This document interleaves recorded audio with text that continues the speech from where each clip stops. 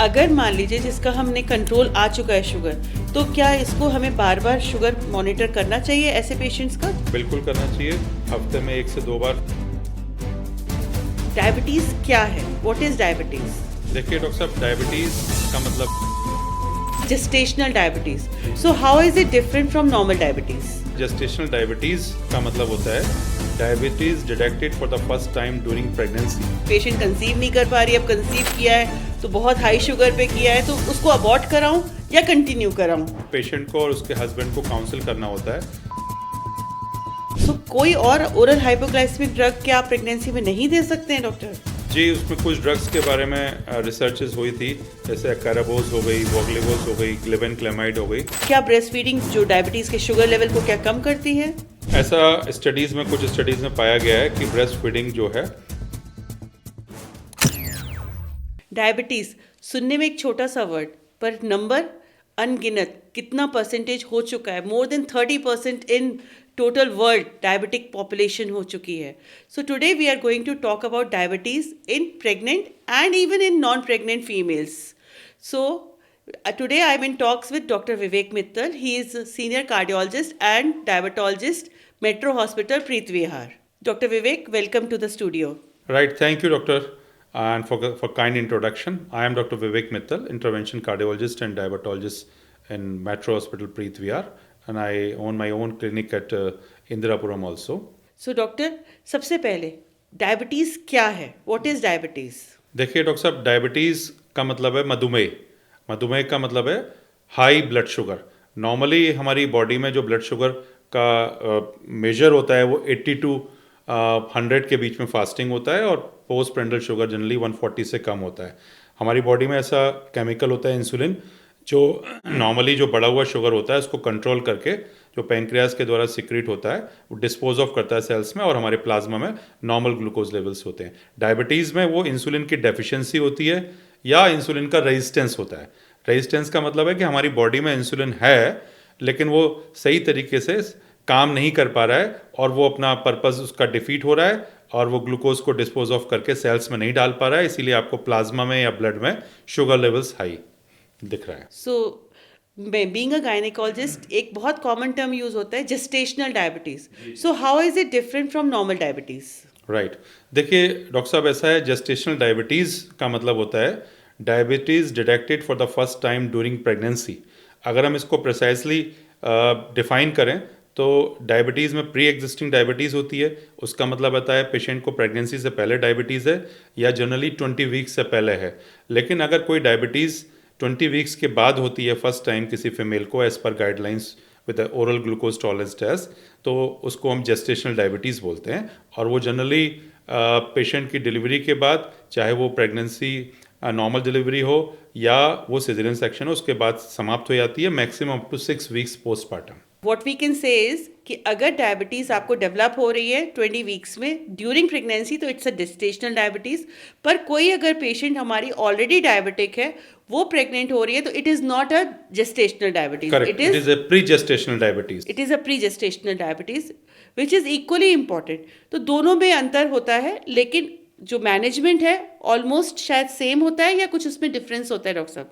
जी, इसमें मैं ये कहना चाहूँगा डॉक्टर साहब कि अगर जो प्री जेस्टेशनल डायबिटीज़ है उसका मतलब ये है कि पेशेंट को डायबिटीज़ प्रेगनेंसी से पहले है, तो हमारा एज ए डायबिटोलॉजिस्ट ये एक फ़र्ज़ बनता है कि ऐसे पेशेंट्स की हम काउंसलिंग करें कि उसको शुगर लेवल्स अपना सही रखना है, जो गाइडलाइंस के अकॉर्डिंगली 100 से कम फास्टिंग होना चाहिए, पोस्ट प्रेंडल शुगर पोस्ट ब्रेकफास्ट या पोस्ट लंच 120 से कम होना चाहिए, नंबर 1। नंबर 2 चीज़ जो बहुत इंपॉर्टेंट है, जो हम अक्सर अपनी प्रैक्टिस में देखते हैं कि पेशेंट्स ओरल हाइपोग्लिसमिक ड्रग्स पे होते हैं, और all the oral hypoglycemic drugs except metformin वो सब कॉन्ट्राइंडिकेटेड हैं। तो we should make sure that if the patients और the couple is going for pregnancy, planning for pregnancy, then it means these drugs have to be stopped. Patient should be on insulin and dietary modification, and sugar levels जो मैंने आपको बताया उस level पे होना चाहिए। इसको हम प्री जेस्टेशनल कहते हैं। जेस्टेशनल डायबिटीज़ का मतलब है कि आपको अगर 24 टू 28 वीक्स के बाद अगर आपने पेशेंट को ग्लूकोज टॉलरेंस टेस्ट कराया, तो उसमें अगर पॉजिटिव आता है ग्लूकोज टॉलरेंस टेस्ट जिसकी गाइडलाइंस हैं, तब हम उसको जेस्टेशनल डायबिटीज़ कहते हैं, और उसमें इमीडिएटली मेडिकल न्यूट्रिशन थेरेपी और एक मेटफॉर्मिन इंडिकेटेड है plus insulin which is the benchmark for gestational diabetes treatment. तो अब जैसे कि मैं बीइंग अ गायनेकोलॉजिस्ट, मेरे पास कोई पेशेंट डायबिटीज आ रही है which is she is planning for pregnancy, should I send this patient to you, या मैं उसको बोल सकती हूँ you go ahead? Better you should send the patient to me. Why? Why? ये आपने बहुत अच्छा क्वेश्चन पूछा। देखिए, जोक सपाट, ये इसलिए भी भेजना ज़रूरी है क्योंकि गायनेकोलॉजिस्ट शायद उस पेशेंट को डायबिटीज़ या मेटाबॉलिक पॉइंट ऑफ व्यू से इतना अच्छा मैनेज ना कर पाएँ, हालांकि नॉलेज सभी को होती है। हम एज ए डायबिटोलॉजिस्ट उस पेशेंट को, उस फैमिली को काउंसिल कर सकते हैं कि अगर आप इस ओरल हाइपोग्लिसमिक ड्रग्स पे हो, इसके ट्रेटोजेनिक यानी कि जो फीटस पे इफेक्ट्स हैं वो हो सकते हैं, और आपको अपना शुगर लेवल्स अप्रोप्रिएट मेडिसिन जो गाइडलाइन के द्वारा रिकमेंडेड हैं, चाहे वो इंसुलिन हो चाहे वो मेटफॉर्मिन हो, उसके द्वारा कंट्रोल करना पड़ेगा। And that is of Paramount importance because you know what happens कि हमारे पास पेशेंट आते हैं 2-3-4 महीने के बाद, शायद वो किसी और रूरल एरियाज़ या उतने नॉलेजेबल डॉक्टर्स के साथ में नहीं ट्रीटमेंट लेके आए होते हैं कि हाँ जी हमारा शुगर तो सर कंट्रोल चल रहा है, और अब हमें कहीं से मालूम पड़ा कि एक बार इन ड्रग्स के बारे में पूछ लें, तब उस समय शायद हमें उनको काउंसिल करना पड़ता है नेगेटिवली कि बहुत देर शायद हो चुकी है और टेरेटोजेनिक इफेक्ट्स फीटस में पॉसिबली आ सकते हैं, आ चुके हैं, तो इसलिए इम्पॉर्टेंट है।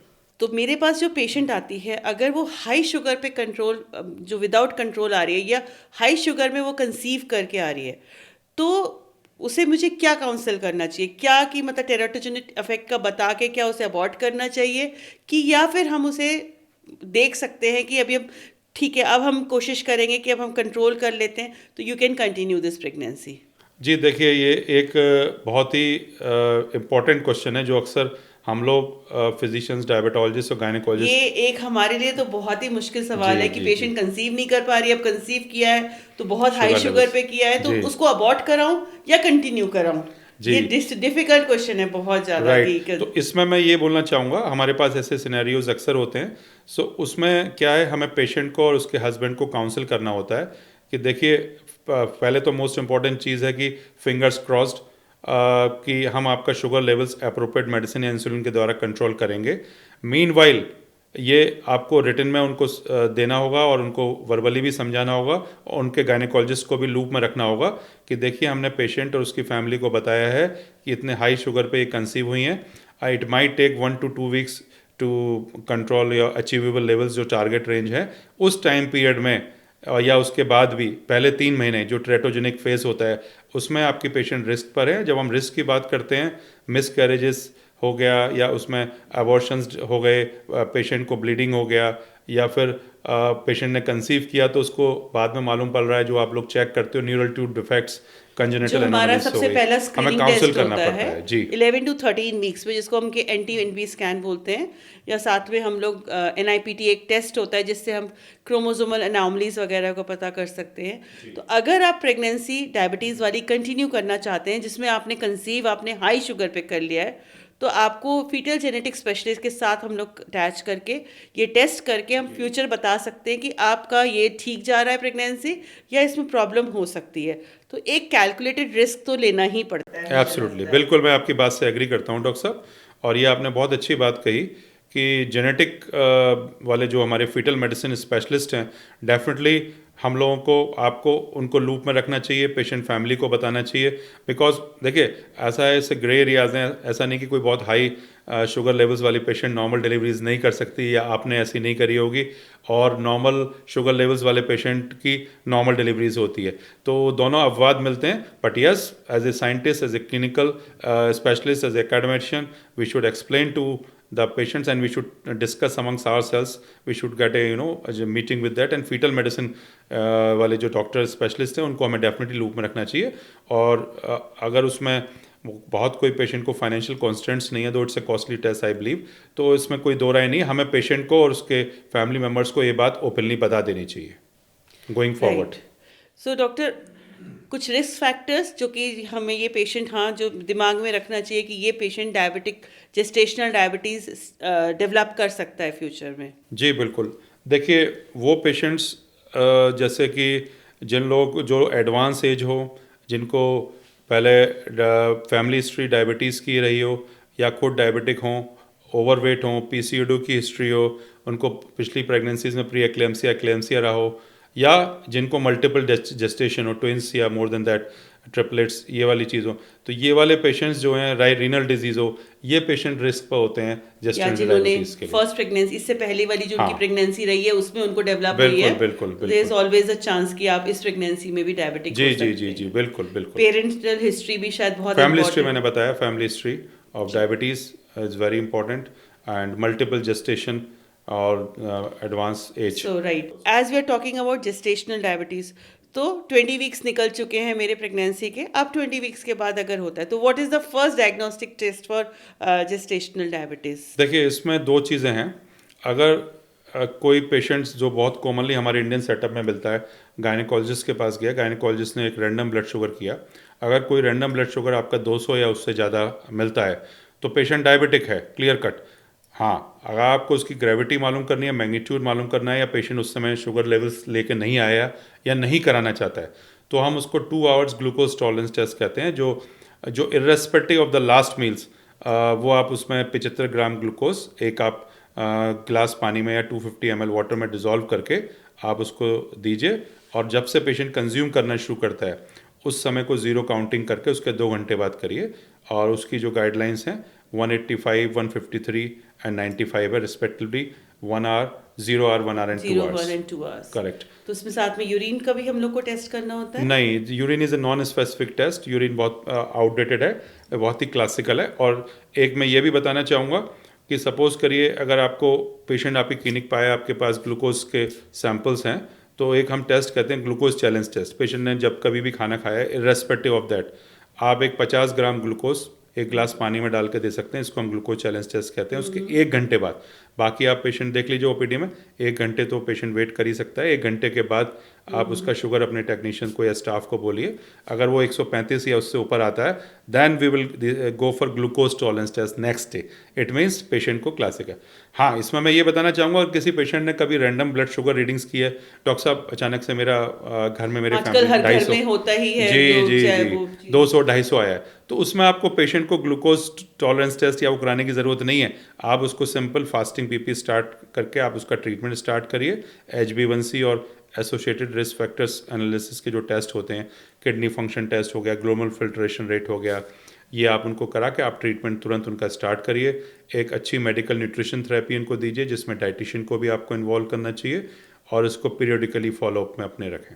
जहाँ तक वो बात आई कि सुई चुभाने वाली बात, तो ये ग्लूकोमीटर या हम लोग डायरेक्टली ब्लड टेस्ट कराएं, इन दोनों में क्या डिफरेंस होता है? देखिए, जो हम ग्लूकोमीटर हम देखते हैं उसमें टेस्ट करते हैं, वो कैपिलरी ब्लड शुगर होता है। जो छोटी छोटी कोशिकाएं होती हैं हमारी पल्प में, उनको हम कहते हैं कैपिलरीज, और जो यहाँ से लिया जाता है वो प्लाज्मा ब्लड होता है, वेनस ब्लड होता है, जो एक इस एरिया से यहाँ तक में टिश्यू का इन्वॉल्वमेंट होता है। 15 से 20% कैपिलरी ब्लड बढ़ा हुआ हो सकता है, लेकिन सुविधा के लिए जो है फॉलोअप्स के लिए इनिशियल वाला आप करा सकते हैं ग्लूकोज टॉलरेंस टेस्ट। ये डेफिनेटली ये गोल्ड स्टैंडर्ड है जो वेनस सैंपल लिया आता है, लेकिन जो बाद में हम फॉलोअप के लिए अपनी पेशेंट्स को या फैमिली को उनके बोलते हैं, वो कैपिलरी ब्लड शुगर हम उनको कह के रखें कि तुम ये कैलकुलेट करो कि 10 माइनस कर दो या 10 प्लस कर दो, या क्या कुछ कह के रखें? नहीं, कि अगर आप इससे कर रहे हैं नहीं, आप कैपिलरी ब्लड शुगर के ऊपर पूरा ट्रस्ट कर सकते हैं, आप बिल्कुल उसी के अकॉर्डिंगली करिए। मैं भी अपनी प्रैक्टिस में क्लियर कट बताता हूँ कि आप कैपिलरी, क्योंकि जो चीज़ें बहुत सिंप्लीफाइड है उसको ही फॉलो करना चाहिए, और क्लियरली ये गाइडलाइंस में लिखा हुआ है capillary blood sugar is good enough. क्योंकि कई पेशेंट्स पूछते हैं डॉक्टर साहब हमने इससे किया, तो वो प्रैक्टिकली पॉसिबल नहीं है, वो पेशेंट्स के लिए कष्टदायक है। किसी आदमी के वेन से सैंपल निकालें, capillary blood sugar is good enough even for our in our practice non pregnant patients also. उनको भी हम कैपिलरी ब्लड शुगर के द्वारा करते हैं, जिनको 70 से 80 यूनिट इंसुलिन दिन भर में लगता है, तो वो कितनी बार यहाँ से कराएंगे, तो capillary blood sugar is good enough. क्योंकि अभी डॉक्टर साहब ने भी बताया, क्योंकि शुगर में कंट्रोल इंसुलिन ही सबसे गोल्ड स्टैंडर्ड है शायद जी जी जी, ट्रीटमेंट। बिल्कुल तो बिल्कुल। अगर हम इंसुलिन देंगे, तो अभी हम थेरेपी के बारे में बात करेंगे, तो थेरेपी जो है 2 से 3 बार देनी है, तो उसके लिए 2 से 3 बार कई बार टेस्ट भी करना पड़ता है, क्योंकि मैं ये रोज़ डील करती हूँ इस चीज़ में। तो बार बार आप सैंपल नहीं निकाल सकते हो. This is a easy, relatively easy test के फिंगर प्रिकिंग से आप करके कर सकते हैं, और बार बार आप खुद से अपने हाथों से ये सब चीज़ें की जा सकती हैं. Right doctor. तो एक जैसे आपने बताया था कि हम लोग 0, 1 एंड 2, 3 वैल्यूज़ ले रहे हैं शुगर की. अगर हमारी कोई एक वैल्यू गड़बड़ आई है और 2 वैल्यूज़ ठीक है, तो इस टेस्ट का कितना सिग्निफिकेंट है? एब्सोल्युटली. उन तीनों में से अगर एक वैल्यू भी गड़बड़ है तो वो पेशेंट डायबिटीज़ या ग्लूकोज इंटॉलरेंस टेस्ट में आएगा. आपको उसको मेडिकल न्यूट्रिशन थेरेपी उसको हमें जेस्टेशनल डायबिटीज़ का ही लेना लेवल पड़ेगा. का, बिल्कुल absolutely medical nutrition and therapy what is is the doctor first. HbA1c? HbA1c देखिए ग्लाइकोसाइलेटेड हीमोग्लोबिन उसको बोलते हैं. वो आरबीसी के साथ टैग्ड ब्लड सेल्स आमिन होती हैं शुगर. तो वो नॉर्मली 2 से 3 महीने का एवरेज ब्लड शुगर लेवल किसी पेशेंट का बताता है. और जैसे आपने HbA1c बताया, इसके मैं ये बताना चाहूँगा कि कई बार जो बॉर्डर लाइन केस हैं, जो पेशेंट हिस्ट्री नहीं दे पाता कि हमें पहले डायबिटीज़ था या नहीं था प्रेगनेंसी से पहले, ये अगर पेशेंट कंसीव करती है, ये टेस्ट एक ऐसा टेस्ट है जो ये बात लगभग क्लियर कर देगा कि हाँ जी पेशेंट आपका प्री जेस्टेशनल डायबिटिक है या जेस्टेशनल है. क्योंकि HbA1c अगर बढ़ा हुआ है किसी पेशेंट का 6 या 6.5 से ऊपर है कंसीव करने का, इसका मतलब पेशेंट को डायबिटीज़ पहले से थी. और अगर HbA1c आपका नॉर्मल है 5.7 या कुछ. So also very very important test, HbA1c, sugar, fasting, PP. अगर आप पहले से कुछ आप सस्पेक्ट भी कर रहे हैं कि ये पेशेंट जेस्टेशनल डायबिटीज़ का हो सकता है, जैसे मेरे कोई अगर एक पेशेंट आया है जिसने एक रैंडम शुगर मेरे को थोड़ी हाई दिखाई है, तो मुझे किसी भी हालत में उसका फिर 2 आवर्स पोस्ट प्राइंडल टेस्ट नहीं करना है, वैसा वाला जिसमें हम शुगर देके करते हैं. वो हमें खाने के बाद ही करना है. जी एब्सोल्युटली. वरना हम उसके शुगर के लेवल को बहुत स्पाइक कर दें. एब्सोल्युटली आपने सही पॉइंट बताया डॉक्टर साहब. What is the sugar which has to be maintained on treatment? क्या शुगर मेंटेन करनी चाहिए हमें? जी मैं ये बताना चाहूँगा, जो फास्टिंग ब्लड शुगर है जो रिकमेंडेड है प्रेग्नेंट लेडी के लिए, वो 70 to 100 के बीच में है. Fasting recommended. और पोस्ट प्रेंडल जिसको चाहे पोस्ट ब्रेकफास्ट हो 2 आवर्स, पोस्ट लंच हो या पोस्ट डिनर, वो अंडर 120 होना चाहिए. और डॉक्टर अगर क्या ये ऐसा हो सकता है कि फास्टिंग तो मेरे पास से बहुत आते हैं कि मैम फास्टिंग तो कंट्रोल रहता है पर पोस्ट प्राइंडियल पता नहीं कहाँ भाग जाता है, या फास्टिंग 120 130 आ रहा है पर पोस्ट प्राइंडियल खाने के बाद वाली एकदम कंट्रोल आती है, तो एक कंट्रोल है एक अनकंट्रोल्ड है, अब क्या करें? देखिए ये इसमें 2 चीज़ें हैं. अगर किसी पेशेंट का फास्टिंग कंट्रोल्ड है, पोस्ट प्रेंडल बढ़ा हुआ है, इसका मतलब है पेशेंट को काफ़ी हद तक जेस्टेशनल डायबिटीज़ है और उसका इंसुलिन प्रोडक्शन जो है कम है, इंसुलिन रेजिस्टेंस है. आपको ऐसे पेशेंट को बिना विलम्ब किए हुए इंसुलिन स्टार्ट कर देना चाहिए. नहीं, इंसुलिन पे भी डॉक्टर कभी कभी फास्टिंग कंट्रोल्ड है पर पोस्ट प्राइंडियल कंट्रोल नहीं है, और कभी फास्टिंग बहुत हाई है पोस्ट प्राइंडियल कंट्रोल्ड है. तो ऐसे पेशेंट्स तो आपको काफ़ी परेशान करते होंगे, क्या करना जी चाहिए? देखिए उसमें मैं ये बताना चाहूँगा, बीइंग अ डायबिटोलॉजिस्ट, 2 टाइप के इंसुलिन होते हैं. एक शॉर्ट एक्टिंग या रैपिड एक्टिंग होता है और एक होता है लॉन्ग एक्टिंग इंसुलिन. जो आप बात कर रही हैं पोस्ट प्रेंडल की, वो रैपिड एक्टिंग इंसुलिन से कंट्रोल होता है. तो आपको जो मील्स है उसकी कार्बोहाइड्रेट काउंटिंग करके ना वो देखना होगा, और उसको जो रैपिड एक्टिंग इंसुलिन है उसके द्वारा कैलिब्रेट करना होगा. फॉर एग्जांपल आपका 4 यूनिट्स आप दे रहे हैं ब्रेकफास्ट से पहले, लंच से पहले 4 दे रहे हैं और डिनर से पहले 6 दे रहे हैं, और आपका गाइडलाइंस जो टारगेट्स हैं उससे ऊपर आ रहा है, तो आपको वो रिस्पेक्टिवली 2 से 3 यूनिट या 4 unit depending upon the sugar level and the response बढ़ाना पड़ेगा. और आपने दूसरी बात जो फास्टिंग कही, फास्टिंग होता है हमारा बेजल इंसुलिन से. बेजल इंसुलिन 2 टाइप के यूज होते हैं उसमें, लेविमिर एंड लेंटस. वो हमें बेड टाइम देना होता है, जिसका पीक कोई नहीं होता है, वो 4 से 6 घंटे में ऑनसेट होता है और वो उससे फास्टिंग कंट्रोल होता है. तो आपको 2 टाइप के इंसुलिन यूज़ करने पड़ेंगे. प्रेंडल इंसुलिन जो मैंने पहले वाले बताया, रैपिड एक्टिंग जो तीनों मेजर मील से पहले देते हैं, और लॉन्ग एक्टिंग जो सोते समय देते हैं. लॉन्ग एक्टिंग फास्टिंग कंट्रोल करता है और शॉर्ट एक्टिंग पोस्ट प्रेंडल करता है. ऑफ कोर्स कुछ पेशेंट्स को जो पहले से PCOD की वजह से दवाई लेते आ रहे थे मेटफॉर्मिन, उनको हम कंटिन्यू कर सकते हैं. तो सुनने में तो बहुत कॉम्प्लिकेटेड लग रहा है कि कभी लॉन्ग एक्टिंग देना है कभी शॉर्ट एक्टिंग देना है. कोई ऐसी रेमेडी नहीं है कि अपने आप ही है जो हम लोग आजकल सुन रहे हैं कि कुछ हाथ में बांध देते हैं और अपने आप ही शुगर से कंट्रोल होके इंसुलिन निकलती रहती है, ऐसा कुछ है? जी आप उसकी ये CGMS या इंसुलिन पंप्स की बात कर रहे हैं. देखिए डायग्नोसिस करने के लिए CGMS होता है, कंटिन्यूस ग्लूकोज मॉनिटरिंग. एक पैच होता है यहाँ पे, और वो ग्लूकोज सेंसर आपके मोबाइल में वो लोग देते हैं, या उसका रीडर भी होता है. तो उससे लेके पेशेंट मतलब बार बार नहीं करना चाहता प्रिक, तो उससे कर सकता है. इंटरस्टिशियल ग्लूकोज मॉनिटरिंग होती है. और जो इंसुलिन पंप वाली बात करें, वो भी एक ऐसा ही चीज़ होता है, उसी की बेसिस पे कराया जाता है. लेकिन ये मैं उसमें बताना चाहूँगा, उसमें 2-3 चीज़ें हैं. एक तो उसमें जो पेशेंट को और उसकी फैमिली को रिलेटिवली फाइनेंशियली बेटर होना चाहिए इसमें, क्योंकि वो कॉस्टली अफेयर है। दूसरा, पेशेंट को, उसकी फैमिली को वेल एजुकेटेड होना चाहिए। तीसरा, उसमें एसेप्टिक प्रिकॉशंस का ध्यान रखना चाहिए, क्योंकि वो एक नीडल प्रोसेस के द्वारा लगता है और इसमें मेंटेनेंस है और थोड़ा महंगा है। और इंसुलिन पंप वाली चीज़ में काफ़ी लोग, काफ़ी But is family it well versed effective? नहीं It is good है। It is good, and it's available in India? It's available in India. 2-3 companies का आता है और अच्छा है। वही उसमें थोड़े से पिटफॉल्स यही हैं कि जैसे आपने कैपिलरी और वेनस वाली बात कही, वो इंटरस्टिशियल ग्लूकोज मॉनिटरिंग है, कभी कभार उसमें डिस्पैरिटी होती है। तो उसके सिस्टम्स जो हैं अभी रिफाइंड हो रहे हैं। वेस्टर्न वर्ल्ड में ज़्यादा एडवांस है, अभी हमारे यहाँ उतना एडवांस नहीं है मैं कहूँगा। इंसुलिन पंप थोड़ी उसमें रिफाइनरीज चल रही हैं, तो इन द नियर फ्यूचर उसमें हम देखेंगे। और हमारी 90 से 95% जनता जो है वो कन्वेंशनल वेज को ज़्यादा अच्छा समझ पाती है या अफोर्ड कर पाती है। हाँ, गोइंग फॉरवर्ड जब ये थोड़ा सा इसकी रीजनेबल कॉस्ट होगी और ज़्यादा लोग इससे अक्वांटेड हो जाएंगे, फैमिली अक्वांटेड हो जाएगी, डॉक्टर अक्वांटेड हो जाएंगे, पेशेंट रिसेप्टिव होंगे या फैमिली रिसेप्टिव होगी, तब हम इसको लिए और ज़्यादा अग्रसर होंगे। तो एक तो हमारी बात हो गई कि इंसुलिन की। इंसुलिन या मेटफॉर्मिन, दो ही ड्रग्स डॉक्टर साहब ने बताई है कि जो कि हमारा प्रेगनेंसी में चली जा सकती है। जी जी बिल्कुल।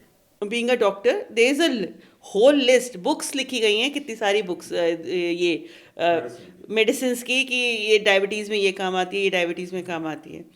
सो कोई और ओरल हाइपोग्लाइसेमिक ड्रग क्या आप प्रेगनेंसी में नहीं दे सकते हैं डॉक्टर? जी, उसमें कुछ ड्रग्स के बारे में रिसर्चेस हुई थी, जैसे कैराबोज हो गई, वोगलेवोज हो गई, ग्लिबेनक्लेमाइड हो गई। बट लेकिन मोटे तौर पे मैं ये बताना चाहूँगा, वो उसमें किसी न किसी कारण की वजह से, साइड इफ़ेक्ट्स की वजह से या ग्लाइसेमिक वेरिएबिलिटी की वजह से या ट्रेटोजेनिसिटी की वजह से वो आउटडेटेड हो गई हैं। तो इन शॉर्ट उसमें भी ग्रे एरियाज है। मेटफॉर्मिन में सिर्फ ओनली मेटफॉर्मिन इज़ इंडिकेटेड, वो भी 2 कंडीशंस में। पेशेंट अगर पीसीओडी की वजह से पहले से ट्रीटमेंट ले रहा हो, कंसीव कर गया हो, या फिर पेशेंट को 20 वीक्स ऑफ द प्रेगनेंसी के बाद में रिलेटिवली सेफ बताई जाती है, though it's category C I think.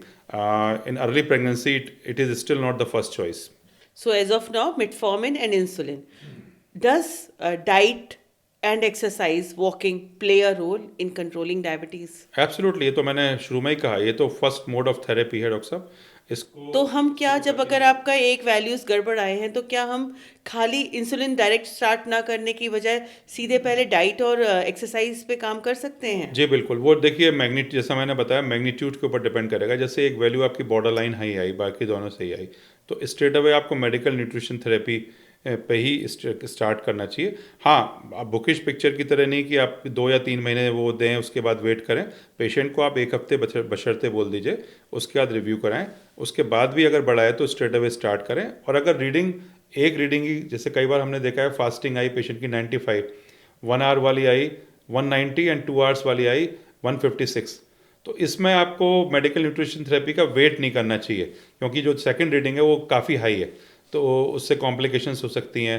Amniotic fluid पॉलीहाइड्रोमनस हो सकता है या बच्चे को प्रॉब्लम हो सकती है। तो आप स्ट्रेट अवे उसमें स्टार्ट कर दें, ये मैं एक प्रैक्टिकल अप्रोच बताना चाहूँगा। अगर हमारी शुगर थोड़ी सी बढ़ी है, 120, 125, तो क्या हो गया? थोड़ी सी ही तो बढ़ी हुई है, तो इज़ इट नॉर्मल? क्या हम इसको छोड़ सकते हैं? क्या इसके कुछ साइड इफ़ेक्ट्स, जैसे अभी आपने शायद बताया था कि पॉलीहाइड्रोमनियस हो सकता है, तो छोड़ने का, अगर हम एक माइल्ड एक इंक्रीज, जैसे लेवल बहुत हाई नहीं है, तो कैन वी लीव इट? देखिए, उस कंडीशन में हम उसको छोड़ने का ये बोलना चाहूँगा मैं, उसको आप इंटेंसिव मेडिकल न्यूट्रिशन थेरेपी पे करिए। अगर आप उसको ठीक समझती हैं पेशेंट को, उसको बोलिए 30 to 40 minutes of kind of calculated walking should be there to metabolize, to make her metabolically active and cut the carbs in the diet. बिल्कुल उसको हम मेडिकल न्यूट्रिशन थेरेपी पे और डाइटरी एडवाइस पे हम छोड़ सकते हैं उसको, अगर बहुत रीडिंग्स बहुत रैम्पेंटली हाई नहीं है, ये मैं बार बार कहना चाहूँगा। क्योंकि क्या है, जब बॉर्डर लाइन शुगर लेवल्स अगर आदमी के बढ़े हुए आते हैं, चाहे वो नॉन प्रेग्नेंट हो या प्रेग्नेंट हो, तो इसका मतलब है बीटा सेल डिसफंक्शन की शुरुआत हो चुकी है। तो हम उसको ज्वालामुखी को फटने ना दें, उसको फटने से पहले ही आप उसको कंट्रोल कर लें। That's what we mean to say, that earlier the better. तो एक हम मोटा मोटा चल रहे हैं कि हमारा डायबिटीज़ कंट्रोल्ड है, हमारी प्रेगनेंसी एडवांस हो रही है। Now with coming for the delivery part, तो क्या इसमें अर्ली डिलीवरी का इंडिकेशन है? Is it diabetes, is it an early indication for delivery? जी देखिए, उसमें ये है जैसा वो आप ज़्यादा उसमें बेहतर बता हाँ, पाएंगे शायद कि ही मैं बेहतर बता नहीं पाऊँ। नहीं नहीं मैं उसमें लाइट और फोकस करना चाहूँगा। सपोज करिए पेशेंट को डायबिटीज़ में जो आप कहना चाह रही हैं, अगर अर्ली प्रेगनेंसी अर्ली डिलीवरी के लिए क्या इंडिकेशंस हैं। अगर किसी पेशेंट को एक्लेम्सिया की तरफ जा रही है, प्री एक्लेम्सिया की तरफ जा रही है, या उसको कुछ जो आप एडवांस स्टेज में अल्ट्रासाउंड करते हैं उसमें शोल्डर डिस्टोशिया वगैरह हो रहा है, या उसको कोई कुछ ऐसा लग रहा है कि ऑब्स्ट्रक्टेड लेबर के चांसेस हो रहे हैं, या पॉलीहाइड्रोमनियस हो रहा है, या उसको प्रोटीनूरिया मैसिव हो रहा है, या उसको बीपी बहुत हाई हो रहा है, तो यस इट्स अ मेडिकल और surgical emergency what ever you से बाई इंडक्शन और बाई सीजरियन सेक्शन। इवन ट्राइट उसमें यह है जैसा मैंने और अपने आप भी इस चीज़ से एग्री करोगे, 33-34 हफ्ते एटलीस्ट फिंगर्स क्रॉस्ड वो कंप्लीट हो जाए पेशेंट के, तो उसको कर दी जाए अर्लियर। इफ द पेशेंट का फीटल डिस्ट्रेस हो रहा है, साइंस ऑफ फीटल डिस्ट्रेस आ रहे हैं, या जो मैंने चीज़ें बताई अभी ये कॉम्प्लिकेशंस हो रही हैं impending. But if you are a controlled patient जिसका कि शुगर बिल्कुल ठीक चल रहा जी जी है, जी बेबी का वेट ठीक है, विच इज तो आप ये प्रेगनेंसी को टर्म तक लेके जा सकते हैं एंड नेचुरल लेबर का भी वेट कर सकते हैं, absolutely. Provided it should be a controlled pregnancy, basically controlled sugar levels होने जी जी चाहिए, बिल्कुल बिल्कुल। जिसमें कि बेबी का वेट भी बहुत इंपॉर्टेंट है, क्योंकि मैक्रोसोमिया या हाई बेबी कई बार 5-5 किलो तक के बेबीज देखे गए हैं इस केस में।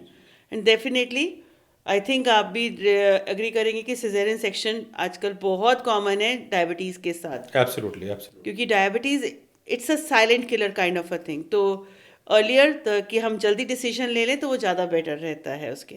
जी जी बिल्कुल। पोस्ट डिलीवरी डॉक्टर, क्या सिजेरियन में या नॉर्मल में कुछ कॉम्प्लिकेशन पेशेंट के अंदर होने के ज़्यादा चांसेस रहते हैं डायबिटीज़ में? जैसा मैंने बताया, जो प्री पार्टम कॉम्प्लिकेशंस हैं वो होने के चांसेस रहते हैं। आप अपने स्टाफ को शुगर मॉनिटरिंग पीरियडिकली हो रही है during the time patient is in labour, going for normal delivery और गोइंग फॉर इंडक्शन और going for caesarean section. For example 30 to 40 minute से शुगर मॉनिटरिंग कराएं, हाइपोग्लाइसीमिया को भी अवॉइड करें, इंसुलिन डेक्सट्रोज ड्रिप आप लगाएं जिससे कि पेशेंट को ग्लूकोज भी मिलता रहे, फीटस में हाइपोग्लाइसीमिया ना, it's very common thing fetus में हाइपोग्लाइसीमिया होना, तो उसको अवॉइड करने के लिए इंसुलिन डेक्सट्रोज ड्रिप करें और शुगर और ब्लड प्रेशर की मॉनिटरिंग करें।